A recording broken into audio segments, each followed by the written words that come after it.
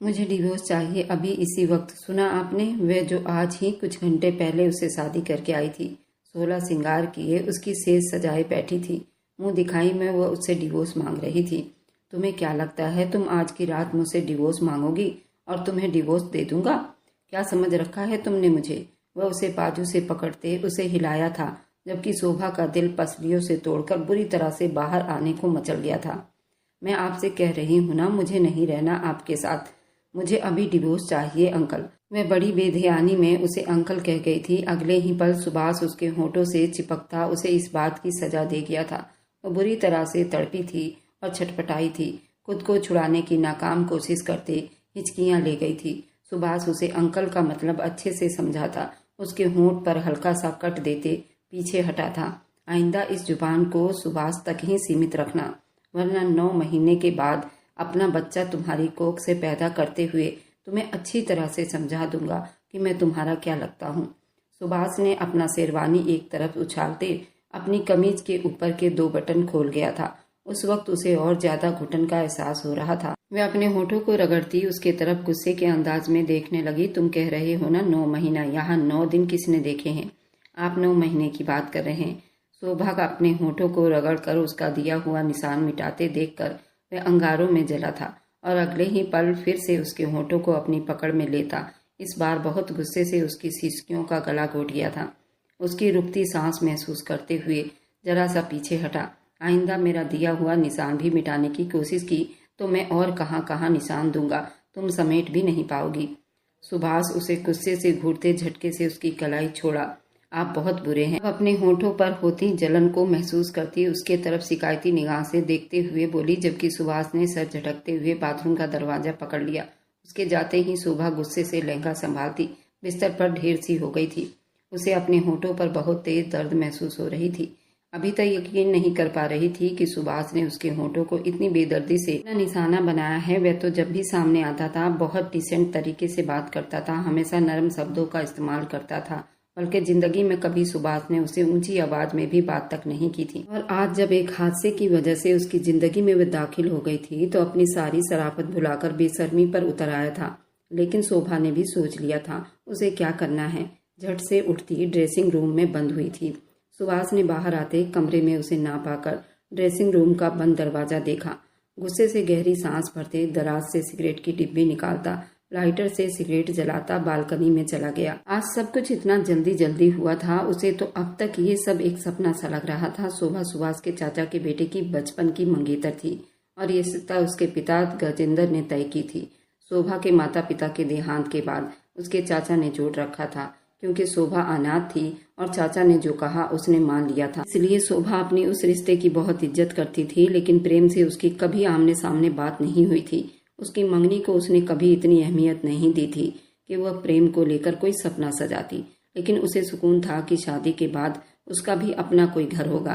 ये सुकून आज उसकी शादी वाले दिन बुरी तरह से टूट गया था, क्योंकि शोभा की बारात नहीं आई थी और शोभा सुभाष के गली में ही रहती थी।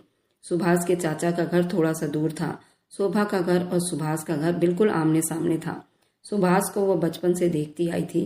प्रेम किसी और लड़की से मोहब्बत करता था, इसलिए ये घर छोड़कर चला गया था। सुभाष की माँ बहुत रोई थी। सुभाष के पिता गजेंद्र प्रसाद ने उन लोगों के हाथ भी जोड़े थे। अपने भतीजे की किए गए गलती की माफी भी मांगी थी, लेकिन शोभा का सामना न कर सके। शोभा गजेंद्र प्रसाद को बहुत प्यारी लगती थी। वह हमेशा उसको एक बहू के रूप में देखते आए थे। ये शादी भी गजेंद्र प्रसाद ने ही लगाई थी। वह उसके साथ ये सब देखकर बर्दाश्त न कर पाए। उनके सामने उनका आखिरी सहारा, आखिरी उम्मीद उनका बेटा सुभाष आया था। सुभाष को अचानक ही गजेंद्र साहब ने इस शादी के लिए कहा था। वह गुमसुम सा हो गया था। अपने पापा की इज्जत और उनकी इच्छा का भरम रखते हुए वह शादी के लिए मान भी गया था, लेकिन शोभा बुरी तरह से घबराई थी। शोभा के लिए सुभाष का रिश्ता पहले ही पम्मी से तय कर रखा था। सुभाष की माँ लता देवी अपनी दोस्त सावित्री देवी की बेटी पम्मी को लाना चाहती थी। इस बात से वे सभी राजी थे, पर किस्मत ने खेल ऐसा खेला कि कोई कुछ कर ही नहीं सका। जोड़ा तो शोभा से बनाया गया था, तो पम्मी से शादी कैसे कर लेता। सिगरेट को जूते के नीचे मसलते ताजा हुआ, अपने कपड़े उतारे, गाल पर हाथ जमाए। उसे ठंडी हवाओं के झोंकों ने काफी हद तक उसे सुकून में किया था।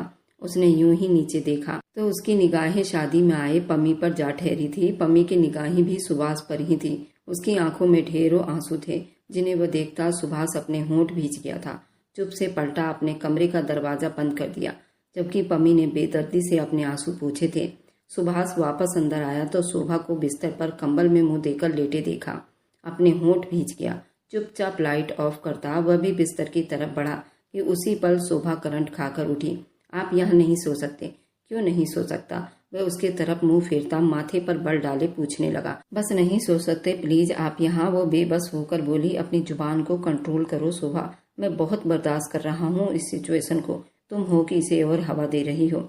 अगर मुझे गुस्सा आया तो सारी रात सोचती रहोगी कि बिस्तर पर क्यों सोई।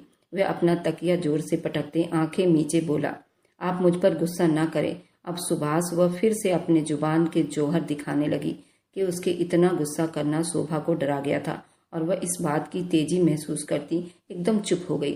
शोभा प्लीज चुप कर जाओ, मेरा दिमाग मत घुमाओ, वरना एक ही रात में 1 से ज्यादा बार अपना अधिकार तुमसे वसूल कर लूंगा।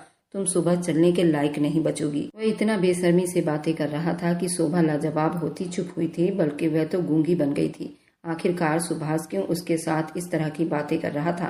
खैर, अगर कुछ करना होता तो बोलता नहीं। वह दिल ही दिल में खुद को तसल्ली करती, भी उससे दूरी रखते हुए तकिए पर सर रखकर सो गई। अब की बार उसे चुपचाप लेटा देखकर वह भी बिल्कुल चुप से आंखें मूंद गया था। शोभा ने मुंह फेर कर डिम लाइट में उसे देखने की कोशिश की। वह अपनी आंखें मीचे हुए था। वह 30 साल का भरपूर नौजवान मर्द था, बहुत ही हैंडसम और खूबसूरत था और उस पर उसके कॉलेज की लड़कियां मर मिटी थी और कई लड़कियों की नज़र उस पर थी। लेकिन उसकी माँ ने उसका नाम अपनी दोस्त की बेटी के साथ जोड़ रखा था, जिस पर सुभाष ने ऐसा कोई रिएक्शन नहीं दिया था। अपनी माँ के पसंद पर ही खुश था। उसका ज्यादातर ध्यान अपने पढ़ाई और बिजनेस की तरफ था। अपने होटल को दिन ब दिन दुगनी रात चौगनी करता नहीं थकता था। उसका बिजनेस हवाओं में उड़ रहा था और पैसों की रेल पेल इतनी थी कि वह उसके घर में उसकी बहन और माँ हर रोज नई ड्रेस के कपड़े लाती और पहनती। घर के डेकोरेशन जेवर पर खूब पैसे खर्च करती थी। अलग अलग कपड़े खरीदती, उस पर पैसे खर्च करती। घर में नई नई चीजें लाती रहती और बहुत खुश थी। पर उनकी खुशी को शोभा के नाम का ग्रहण लग चुका था। वह अभी तक उससे बहुत गुस्सा थी। तभी गजेंद्र प्रसाद दाखिल हुए। वह उनके तरफ मुड़े। क्या सोचा है आपने? सुभाष की शादी शोभा से करवा दी? आप जानते हैं ना सुभाष और पम्मी का रिश्ता तय हुआ था, तो फिर आपने कैसे उसकी शादी कर दी? तेज शब्दों में बोली थी। आप अपनी टोन थोड़ा कम रखिए। वे अपनी कलाई से घड़ी उतारकर एक तरफ रखते उन्हें गुस्से से कहने लगे, मेरे बेटे की शादी कर दी आपने, मुझे इस फैसले में शामिल तक नहीं किया और अब कह रहे हैं मैं भड़कू भी ना? वह उनके पास बैठी बड़े गुस्से से रोते हुए बोली थी, जी बिल्कुल, आप जानती हैं कि ये शादी बहुत जरूरी थी और उसके अलावा दूसरा कोई ऑप्शन हम लोगों के पास नहीं था। इसलिए बहस मत करो मेरे साथ, मेरा दिमाग बहुत बुरी तरह से दुख रहा है। गजेंद्र साहब ने बेड के साइड से टेक लगाते हुए कहा, ये शादी समय के तालमेल को देखते हुए बहुत जरूरी था। लेकिन एक बात आप याद रखना गजेंद्र साहब, मैं शोभा को कभी अपनी बहू स्वीकार नहीं करूंगी। मेरे लिए वो शोभा की पत्नी के रूप में मुझे बिल्कुल भी स्वीकार नहीं और मैं सुभाष की पम्मी से दूसरी शादी करवाऊंगी। गजेंद्र साहब अपनी पत्नी की इस तरह की बातें सुनते हुए दंग रह गए थे। आप इस तरह की बातें क्यों कर रही हैं? शोभा आपके लिए कोई मायने नहीं रखती होगी, लेकिन मेरे लिए वो मेरे दोस्त की बेटी है और मुझे जान से प्यारी है। मैं उसके साथ किसी तरह की कोई जाति बर्दाश्त नहीं करूंगा। आप उसे मेरी वार्निंग समझो तो ज्यादा ठीक रहेगा। गुस्से से कहते हुए उठते बाथरूम की तरफ बढ़ गए थे, जबकि लता देवी ने गुस्से से अपनी मुट्ठियां बंद की और चुप हो गई थी। लेकिन उनके इरादे बहुत खतरनाक थे। इधर शोभा सुभाष को देखते देखते सो गई। वह उसकी धीमी सांसों का टकराव महसूस करते हुए अपनी आंखें खोल उसे देखने लगा। वह अभी तो 3 दिन पहले ही कितनी खुश थी, अपनी 18वीं सालगिरह मनाते हुए खुश हो रही थी। वह छोटी सी मासूम लड़की थी, सुभाष की जिंदगी में शामिल हो चुकी थी, जिसका अंदाजा सुभाष को भी नहीं था। अचानक से भगवान ने उसकी जिंदगी एक ऐसी लड़की से जोड़ दी जो उसी के घर के सामने रहती थी, हमेशा उसकी नजरों के सामने रही। लेकिन सुभाष ने उसे कभी गलत नजरों से नहीं देखा था, पर आज तो वह उसके साथ शादी जैसी पवित्र रिश्ते में जुड़ गई थी। सुभाष ने अपनी आंखें मींची। मुझे ऐसा नहीं करना चाहिए था। न जाने क्या सोच रही होगी मेरे बारे में। सुभाष दिल ही दिल में सोचता उसे देखने लगा। मुझे डिवोर्स चाहिए। उसकी कही गई बात को याद करते हुए अपने होंठ जोर से बंद कर गया। समय को ध्यान में रखते हुए ये शादी बहुत जरूरी थी। सुभाष की आज ही शादी हुई थी और आज ही उसने इस तरह की बात की। सोचते हुए वो मुंह फेरने लगा कि अचानक से शोभा ने करवट उसके तरफ लेते उसके करीब होते अपनी बाजू सुभाष के सीने पर रखती उसका दिल एकदम से धड़का था। खुद पर काबू पाती वह धीरे से उसका हाथ पीछे करके अगले ही पल वो फिर से नजदीक हुई। इस बार सुभाष ने झटके से उसके बाजू को पीछे झटका था तो नींद में डूबी हुई आंखें एकदम से खोली थी। ढंग से सो जाओ, क्यों हाथ पैर इधर उधर पटक रही हो? वह नींद में डूबी आवाज में बोला था। तुम मुझे इतना क्यों उस्का रही हो ताकि मैं अपना अधिकार वसूल करूं तुमसे, तुम्हारे साथ जबरदस्ती करके अपना अधिकार ले लूं? और इस तरह की बातें कहता उसे एक पल में डरा गया था, लेकिन वे जानती थी सुभाष कभी भी उसे उसकी मर्जी के खिलाफ नहीं छुएगा। जबकि वह सोचते कुछ देर पहले ही अपने होंठ पर गहरे निशान उसके मोहब्बत को भूल गई थी। पति अपनी पत्नी के साथ जोर जबरदस्ती नहीं करते, ऐसे बोलकर उसने अपनी आंखें बंद की और ये बात बड़ी मासूमियत से बोली थी। अच्छा फिर प्यार मोहब्बत से अपना अधिकार ले लेता हूँ, क्या ख्याल है तुम्हारा? वह उसे खींचकर अपने पास किए तो उसकी नींद भग से उड़ गई थी। सुभाष अंकल, वह बोलते बोलते फिर से रुक गई। बोलो ना, वैसे भी मेरी जुबान कुछ मीठा चखना चाहती है। सुभाष ने अपने होठों से उसकी जुबान को अपने पकड़ में ले गया, फिर उसके चेहरे के तरफ देखा। सुभाष अंकल, मैं कुछ भी नहीं कह रही। अब वो फिर बुरी तरह से गुस्सा हुआ था। वह खुद को छुड़ाती, उससे पीछे होती, अपना सर तकिए पर रखती, उसके तरफ चाहत की नजरों से देखते धीमा सा मुस्कुराया था। उम्मीद है आइंदा के लिए ये बात जरूर ध्यान में रखोगी और डिवोर्स जैसा शब्द दोबारा अपने होंठ पर नहीं लाओगी।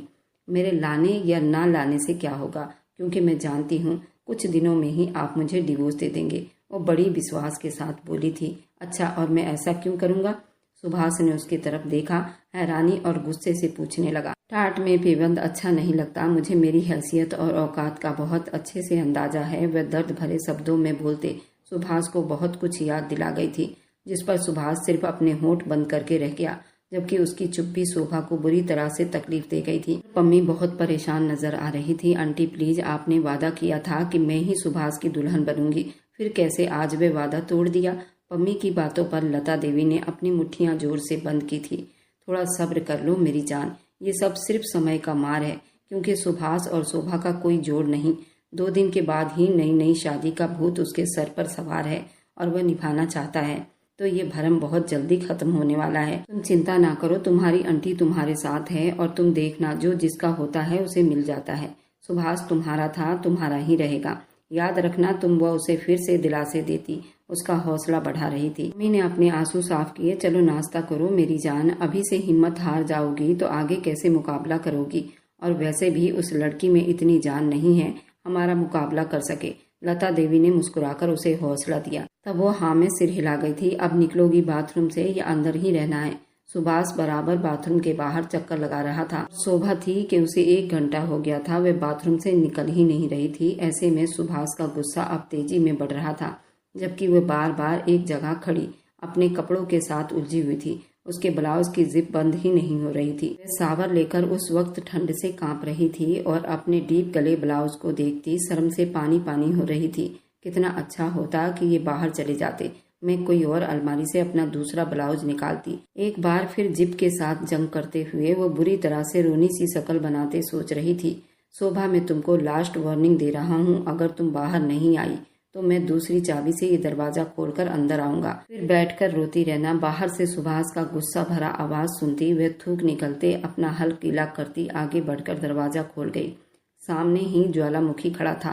हटो रास्ते से, वह उसको बाजू से थामे, उसे डरा गया था। अब वो खुद बाथरूम की तरफ बढ़ा कि एक पल को उसके कदम वहीं रुके। वे अपनी खसकते ब्लाउज को बड़ी मुश्किल से संभालते सीने पर थाम गई थी, जबकि उसकी पूरी कमर अब उसे साफ दिखाई दे रही थी। क्या बेशर्मी है, ये कौन सा ड्रेस पहना है तुमने? सुभाष के खून में शोले फूटे थे। वह घबराकर उसकी तरफ पलटी नहीं, वह जिप बंद नहीं हो रही। पलके उठाते झुकाते वो बड़ी मुश्किल से बोल पाई थी, बंद नहीं हो रही तो क्या इस हालत में बाहर जाओगी? वह गुस्से से उसके तरफ बढ़ा। आप जाओ ना बाथरूम में, आपने इतना शोर मचाया हुआ था, अब आपको जल्दी नहीं हो रही? वह उसे अपने पास आता देखकर बड़ी डर से अपने कदम पीछे ले गई थी। सुभाष ने एकदम उसकी कमर पर हाथ डाले उसे थामे अपनी तरफ खींचा। वह सीधा उसके सीने पर जा गिरी थी। दोनों ही की धड़कनें बहुत तेज हो गई थी। सुभाष अपने जज्बात पर बड़ी मुश्किल से कंट्रोल किया था। हाथ पीछे ले जाते उसकी जिप को ऊपर की तरफ खींचते बंद करने लगा था, जबकि उस बीच दोनों की निगाहें एक दूसरे में मिली थी। एक ने भी अपनी पलक नहीं झुकाई थी। जिप बंद करते वह उसे धीरे से छोड़ गया, बिना कुछ कहे बाथरूम में चला गया। झट से दरवाजा बंद कर गया उफ, कितने गुस्से वाले हैं। मेरी तो पहले ही इनसे जान जाती थी, अब तो पत्नी बन गई हूँ। हर वक्त गुस्सा नाक पर रहता है। मेरा क्या होगा? ऊपर देखते गहरा सांस भर गई थी। फिक्र क्यों कर रही हो? कौन सा ये रिश्ता हमेशा के लिए रहना है? आंटी तो इतनी सफाई से इस रिश्ते को खत्म कर देंगी कि सांप भी मर जाएगा और लाठी भी नहीं टूटेगी। गुस्से से सोचते मुस्कुराई थी। ड्रायर से अपने बालों को सूखा करते हुए आसपास से बिल्कुल बेखबर हो गई थी। उसके लंबे घने बाल उसकी खूबसूरती का सबसे बड़ा निशाना था। वह अपने बालों से इश्क ही तो करती थी, वह उनकी बहुत ज्यादा केयर करती थी। यही वजह थी कि शोभा के बाल बहुत खूबसूरत थे। आसपास से बेखबर होकर अपने बालों को संवार रही थी। सुभाष कब उसके पास आकर खड़ा हुआ उसे पता ही नहीं चला। वह तो जब सुभाष ने उसके हाथ से ड्रायर लिया तो वह चौंकी थी। सूख गया अब सब कुछ, अब हटो यहाँ से, मुंह बनाकर कहता अब अपने बाल सुखा रहा था। शोभा के माथे पर बल पड़े, लेकिन बिना कुछ कहे वापस पलटी। कहाँ जा रही हो? उसे दरवाजे की तरफ बढ़ता देखकर उसके तरफ मुंह फेर कर पूछने लगा। बाहर, और कहाँ? रुको, हम दोनों एक साथ चलते हैं। वह ड्रायर को तेजी से अपने बालों में घुमाता बोला, आप इतना वक्त लगा रहे हैं, देखिए तो कितना टाइम हो गया है। पता भी है आंटी न जाने कितना गुस्सा हो रही होंगी। मैंने देर करवाई या तुमने? जो बाथरूम में घुसकर बैठ गई थी और निकलना ही भूल गई थी, वह उस पर भड़का था। शोभा ने मुंह बना लिया। चलो अब। वह उसे लिए कमरे से बाहर निकला कि एक पल को रुका। अपना चेहरा ठीक करो। अब की बार गहरी नजरों से उसको सर से पैर तक देखते कहा, मेरी शकल ही ऐसी है। वह तड़प कर बोली थी। सुभाष ने माथे पर बल डाले उसे घूरा था। शोभा, जितना कहूँ उतना ही किया करो। मुझे फालतू की बहस करने वाली ये आदत तुम्हारी अच्छी नहीं लगती। मुझे तो आप शुरू से ही अच्छे नहीं लगते। बेकाबू शोभा के मुंह से उसका शब्द फिसला था। एक पल को वहां चुप्पी छा गई। तुम्हें जो अच्छा लगता था भगवान ने वो तुम्हारी किस्मत में नहीं लिखा, इसलिए ज्यादा बकवास करने की जरूरत नहीं मेरे सामने। इस जुबान को कंट्रोल में रखा करो। वह वार्निंग करता बाहर निकला तो शोभा उसकी बात पर अपने आंसू पीते उसके पीछे ही निकली थी। नाश्ते की टेबल पर गजेंद्र साहब और लता देवी के साथ पमी भी बैठी हुई थी। उसकी फैमिली तो जा चुकी थी। फिलहाल उसका यहाँ कितने दिन का रुकना था कोई नहीं जानता था। सीढ़ियाँ उतरते हुए अपनी आंटी की नजरों से डरती हुई पीछे छुपी थी।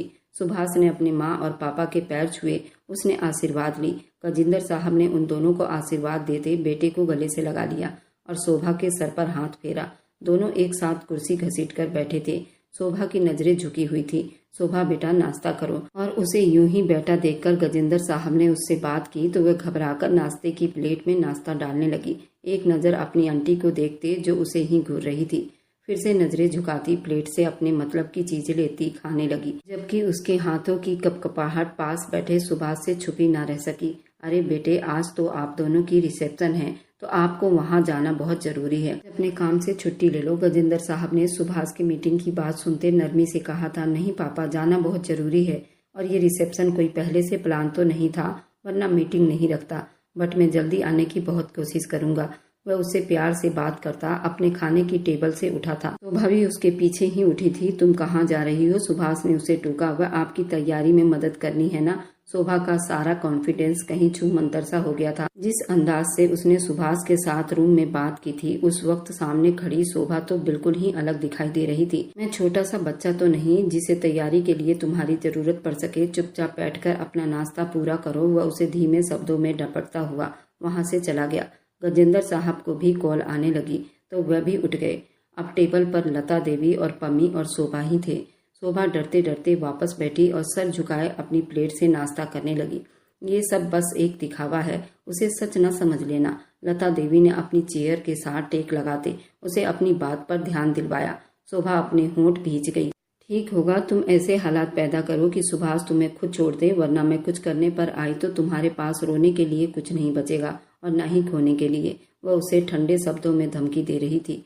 शोभा ने नम आंखों से उन्हें देखा। मेरी क्या गलती है जो आप मुझसे इस तरह की बातें कर रही हैं? और नफरत उसके आंसू गले में फंसने की वजह से बात पूरी न कर पाई थी। नफरत बहुत छोटा शब्द है शोभा। मैं तुम्हारी शकल भी इस घर में बर्दाश्त नहीं कर सकती, न तुम्हें सारी जिंदगी अपने बेटे के साथ देख सकूंगी। वह सब मैं नहीं कर सकती। मेरा वार सहने की तुम में ताकत नहीं, इसलिए ठीक होगा मेरे बेटे की जिंदगी से खुद ब खुद निकल जाओ। वह फिर से उसे डपट रही थी और बोल रही थी तो शोभा बड़ी मुश्किल से पर कंट्रोल करते उठी थी। अपने कमरे की तरफ भागी थी कि कमरे से निकलते सुभाष के साथ बुरी तरह से टकरा गई। सुभाष ने जब अपने से टकराते उसे देखा तो उसकी कलाई थामे अपनी तरफ खींचा। वे सीधा उसके सीने से जा टकराई थी। कौन से हवा के घोड़े पर सवार हो? वह शोभा के दिमाग में लता देवी की बातें गूंज रही थी। तुम खुद उसकी जिंदगी से निकल जाओ तो ठीक है, वरना मेरा वार सहने की ताकत तुम में नहीं। वह होंठ भींचे एक तरफ को हटती सुभाष को जाने का रास्ता दे गई। उम्मीद करता हूँ कोई गड़बड़ नहीं होगी, सुकून से रहोगी और सबको रहने दोगी। वह धीमे शब्दों में कहता सीढ़ियों से नीचे उतर गया। उसकी चौड़ी छाती देखती रह गई। आपकी माँ ने सुकून से रहने दिया तो रहूंगी ना। वह गुस्से से सोचती हुई कमरे में दाखिल हुई। उसे एक अजीब सिचुएशन पर जिंदगी ले आई थी। ना वह आगे बढ़ पा रही थी, ना पीछे हट सकती थी। रिसेप्शन का फंक्शन सुभाष ने अपने ही होटल में अरेंज करवाई थी। सारे इंतजाम भी खुद किए थे। इतने कम टाइम में वह खुद ही कुछ कर सकता था। स्टेज को बहुत ही प्यारा सा सजाया गया था। सुभाष के चेहरे पर मुस्कान थी जिसे कुछ ही देर बाद शोभा छीनने वाली थी। वह स्टेज पर दुल्हन बनी सुभाष के साथ बैठी एक कमसिन सी परी लग रही थी। इसके हुस्न की तारीफ हर जगह हर कोई करता रहा और पम्मी गुस्से से तड़प रही थी। खूबसूरत तो वह भी थी, लेकिन वह सुभाष के ही उम्र की थी कि शोभा उससे कम 10 साल छोटी थी। ब्यूटिशियन ने उसका मेकअप भी उसी अंदाज में किया। वह अपनी उम्र से बड़ी नहीं लग रही थी। उसका असल रूप उसको और ज्यादा खूबसूरत बना रहा था। उसकी सब सहेलियां उस वक्त उसके पास स्टेज पर मौजूद थी और उसे छेड़ रही थी। वह उनकी बातों का भी कम ही जवाब दे रही थी। उषा, मुझे बाथरूम जाना है। अचानक से वह अपनी एक दोस्त के कान में घुसकर बोली। उसे चौंका गई तो वह उसे लिए स्टेज से उतरी और बाथरूम की तरफ चल दी। शोभा का दिल बुरी तरह से धड़क रहा था। अभी वह जो करने का सोच रही थी उसे सोचकर ही उसकी जान निकली जा रही थी। न जाने उसके इस व्यवहार से सुभाष पर क्या असर होगा, लेकिन उसे ये सब करना था। उसके अलावा उसके पास कोई चारा ही नहीं था। वह डरते डरते बाथरूम से बाहर निकली। उषा के साथ चल पड़ी। स्टेज की तरफ जा रही थी कि एक पल को उसने उषा का हाथ छोड़ा। सब तरफ निगाहें दौड़ाई। अगले ही पल सामने से आता सुभाष को देखा। सारे शब्द हल्क में ही दम तोड़ गए थे। सबकी नजरें उन दोनों पर उठी। देवी कुछ धमाके का इंतजार कर रही थी, लेकिन शोभा की चुप्पी उन्हें गुस्सा दिला रही थी। मुझे आप सबके सामने सुभाष से कुछ कहना है। उसकी बात पर सबने उसकी तरफ ध्यान दिया। जो भी कहना सोच समझकर कहना। बंद कमरे में की गई गलती की माफी है। सबके सामने किए गए गलती की माफी नहीं, सजा जरूर मिलेगी। वह उसके करीब होता, उसके आसपास चक्कर लगाता बोल गया था, इसलिए शोभा का रोम रोम सुलग उठा था। मैं आपसे डरती नहीं, समझे। मुझे सुभाष के साथ नहीं रहना, मुझे आपसे। बकवास बंद करो। शोभा उसके पास जाता उसकी कलाई जोर से थाम गया। शोभा का सारा खून सिमटकर उसके चेहरे पर आ ठहरा था। दिल ही दिल में वह सुभाष से बुरी तरह से डर भी रही थी। छोड़िए मुझे, वह उसकी कलाई से थामे हॉल से बाहर ले जाने लगा। कुछ लोगों ने उन्हें हैरानी से देखा, कुछ ने शक भरी निगाहों से, कुछ ने अविश्वास से उन दोनों को देखा जो हॉल से बाहर निकल गए थे। सुभाष उसे लिए होटल के पिछली साइड आया था, जहां उस वक्त अंधेरा था, कोई नहीं था। वहां से लाता उसका हाथ जोर से झटका, उसे झकझोड़ा और वह गोल गोल घूमती उसके सामने खड़ी हुई थी। गहरी सांस भरती डर से उसे देखने लगी, जो उसको खूनखार नजरों से देख रहा था। क्या बकवास करने लगी थी अंदर? वह बोला नहीं, दहाड़ा था। शोभा ने डर कर अपनी आंखें जोर से बंद की थी। आंखें खोलो और मेरी बात का जवाब दो। वह उसे कंधों से पकड़ते चिल्लाया था। शोभा का पूरा बदन कांपने लगा था। उसके पास सुभाष की बातों का कोई जवाब नहीं था। वह सिसकी भरती उसके काली आंखों को देखने लगी। बोलो वरना जान ले लूंगा तुम्हारी। आज पहली बार वह सुभाष को इस तरह गुस्से में देख रही थी। मैं सबके सामने आज आपसे डिवोर्स। वह कह नहीं पा रही थी। बोलो ना, रुक क्यों गई? दांत चबाता उसे बोलने पर उसका रहा था। मुझे नहीं रहना आपके साथ, मुझे अलग होना है। आपको मुझे छोड़ना होगा वरना। शोभा भी अब बिना रुके अपने टोन में वापस आई थी। वरना क्या?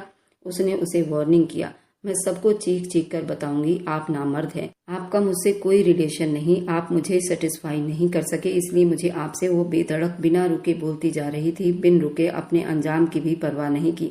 उसे ये तक पता नहीं चला कि वह जिस आदमी के बारे में ये बात कर रही है वह सामने ही खड़ा है। बिल्कुल चुप से वह उसे सख्त निगाहों से देख रहा था। शोभा के जिस्म में कपकपी सवार हो गई थी। वह जानती थी कि अब सुभाष उसे नहीं छोड़ेगा, वह सख्त सजा देगा। उसकी गंभीर चुप्पी पर उसने कांपते हुए सुभाष की आंखों में देखा। वो ये सब कहकर थर-थर कांप रही थी। वह एक पल को रुक गया। ऐसा लगा जैसे वक्त ही थम गया हो। वह 2 कदम उसके करीब होता स्टॉप अंदाज में उसे देखने लगा। दोनों के बीच तय हुआ, तुम जाओ अंदर और सबके सामने ये शब्द कहो, ये सुभाष का वादा है, तुम्हें डिवोर्स चाहिए, तुम्हें दे दूंगा। वह उसे साफ साफ शब्दों में कहता। उसकी सांसें खींच गया। चलो, वह उसकी कलाई खींचता आगे बढ़ गया। एक पल को रुका। शोभा उसके सीने से जा टकराई। लेकिन याद रखना, अगर ना कह सकी तो आज की रात बहुत अच्छे से साबित करूंगा। कि मैं कितना मर्द हूँ और किस किस अंदाज से तुम्हें आज सेटिस्फाई करूंगा कि तुम सोच भी नहीं सकोगी। लास्ट चांस दे रहा हूँ, जाओ और बोलो ये सब, हो जाओ आज़ाद, बचा लो खुद को मुझसे। इसके आगे की कहानी बहुत दिलचस्प रहने वाली है। क्या शोभा सुभाष को सबके सामने ये सब बोल देगी? क्या उसे सुभाष से छुटकारा मिलेगा या नहीं? और मेरी वीडियो जहाँ कहीं से भी आप लोग देखते हैं, कमेंट में अपने शहर और राज्य का नाम जरूर बताइए। मुझे आप लोगों के कमेंट पढ़ने में बहुत आनंद आता है और उन सभी का मैं बहुत बहुत धन्यवाद करना चाहती हूँ जो लोग मेरी वीडियो को देखते हैं, लाइक करते हैं और शेयर करते हैं। अगर आपको आज की कहानी पसंद आई है तो वीडियो को जरूर लाइक कीजिएगा और अपने दोस्तों के साथ शेयर भी कीजिएगा। और हाँ, अगर आपने अभी तक हमारे चैनल को सब्सक्राइब नहीं किया है तो जरूर सब्सक्राइब कर लें। मिलते हैं हम अपनी कल की एक और नई दिलचस्प कहानी के साथ। मुझ पर सदा अपना प्यार और स्नेह बनाए रखें। सभी को मेरा प्यार भरा नमस्कार दोस्तों। खुश रहें, स्वस्थ रहें, मस्त